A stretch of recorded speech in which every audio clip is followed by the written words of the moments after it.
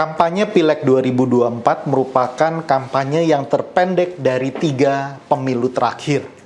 Nah, pertanyaannya, apakah bisa efektif dan bagaimana cara mengatasinya? Mari kita bahas bersama.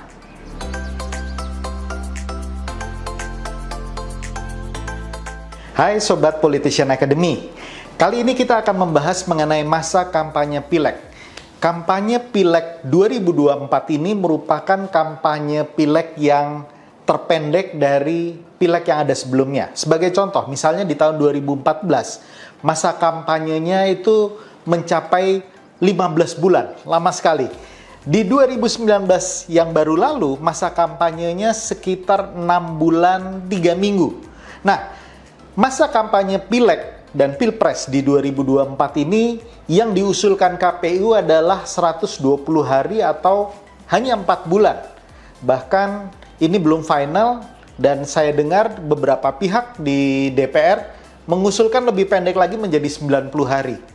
Nah, mungkin menjadi pertanyaan, apakah waktu yang pendek itu akan efektif untuk mensosialisasikan, memperkenalkan diri Anda, sekaligus kemudian memberikan efek elektabilitas dalam proses kampanye yang pendek tersebut. Ditambah lagi dengan sebuah kompleksitas bahwa dengan digabungkannya Pileg dan Pilpres seperti di tahun 2019 kemarin, maka caleg-caleg ini atau isu-isu yang berkaitan dengan legislatif itu akan lebih tenggelam dibandingkan isu-isu Pilpres dan calon-calon presidennya tentu saja di 2024. Terlebih nanti di 2024 merupakan putaran baru, di mana incumbent Pak Jokowi sudah tidak bisa mencalonkan diri kembali.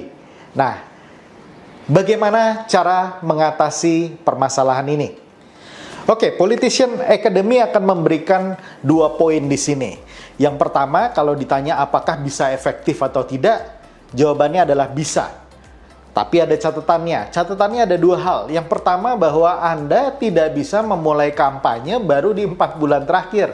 Anda mulai dari sekarang. Anda mulai dari saat Anda memutuskan untuk menjadi seorang caleg yang akan bertempur di 2024, saat ini juga Anda mulai melakukan kampanye Anda. Caranya gimana? Gampang. Yang pertama adalah media sosial. Perkuat media sosial Anda. Muat ide-ide dan narasi cerdas untuk menjual diri Anda, untuk mempromosikan diri Anda sehingga Anda menjadi seorang caleg yang dipersepsikan mempunyai kemampuan dan kapabilitas yang cukup untuk bisa menjadi anggota legislatif yang bisa mewakili suara konstituen Anda. Kemudian yang kedua adalah Anda mulai terjun ke masyarakat dari sekarang. Lakukan social investment yang tepat yang dibutuhkan oleh masyarakat Anda saat ini juga. Jangan nunggu nanti-nanti. Ya, nanti-nanti itu persaingannya lebih ketat.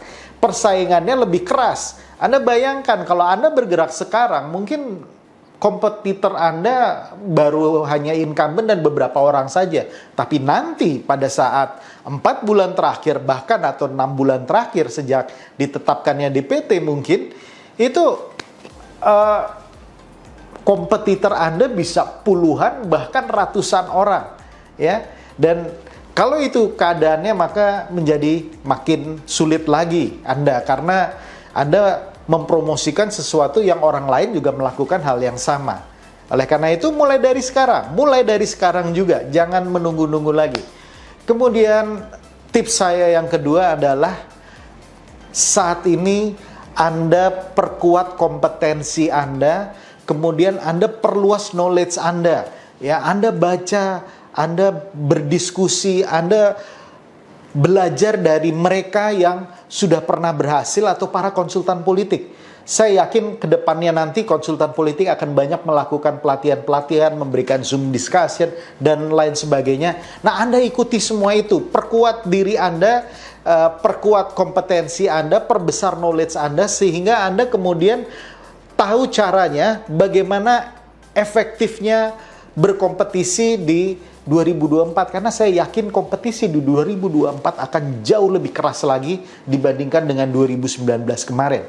Dengan banyaknya penambahan dapil baru atau penambahan provinsi baru atau kabupaten baru atau dapil baru, ini akan membuat kompetisinya menjadi makin keras. Orang makin banyak yang akan maju mencoba peluangnya di dalam panggung politik untuk bisa duduk sebagai anggota parlemen. Nah, oleh karena itu, coba jalankan 2 tips dari Politician Academy. Saya tunggu Anda di dalam forum-forum diskusi Politician Academy atau webinar dari Politician Academy, dan sukses untuk Anda. Salam perubahan.